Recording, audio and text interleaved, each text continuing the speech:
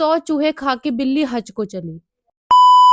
اگر کوئی لڑکی جو حجاب نہیں کرتی، نماز نہیں پڑھتی، ایک دم سے اگر دین کے راستے پہ آتی ہے تو ہماری ہی کچھ سسٹرز ہوتی ہیں جو اس کو کہتی ہیں کہ تم تو بہت حجن بھی بن گئی ہو، تمہارے اس ٹرانسفارم کے پیچھے راز کیا ہے، کس سے انفلوئنس ہوئی ہو۔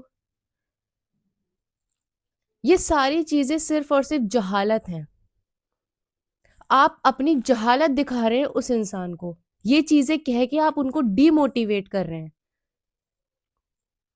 حجاب کرنا، پردہ کرنا آسان نہیں ہوتا۔ ایک انسان اپنی ساری خواہشوں کو مار کے اللہ کے بتائے راستے پہ چلتا ہے۔ امیجن کیجئے کوئی ایک ایسی لڑکی ہے جسے ڈریسز پہننا، بال کھول کے تیار ہونا بہت پسند ہے، اور وہ اللہ کے حکم کے مطابق خود کو ڈھکنے کا فیصلہ کرتی ہے، تو یہ اس کے لیے ایزی نہیں ہوگا، اسے بھی بہت ساری پرابلمز فیس کرنی پڑیں گی۔ اور اس میں سونے پہ سہاگا ہم لوگ کیا کرتے ہیں، ہم کہنے لگتے ہیں کہ تم اتنی پردے والی کیوں بن گئی ہو، تم کو کیا ہو گیا ہے، اس ٹرانسفارمیشن کا راز کیا ہے۔ کم سے کم اللہ نے اسے ہدایت تو دی، وہ تو صحیح راستے پہ آئے، اور آپ کیا کر رہے ہیں؟ آپ روز قیامت اس چیز کا حساب دیں گے کہ ایک انسان جب اچھے راستے پر تھا تو آپ نے اس سے کیا کہا۔ واللہ کتنے غلط الفاظ ہیں یہ۔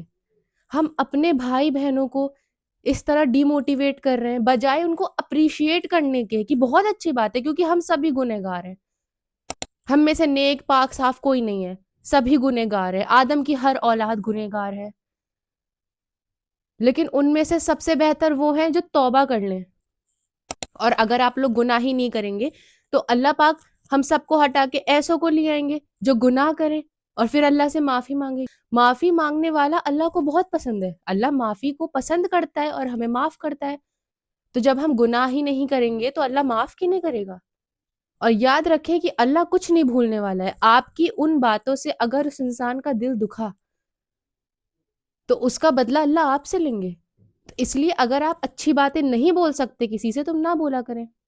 یہاں تک کہ لوگ یہ بھی کہہ دیتے ہیں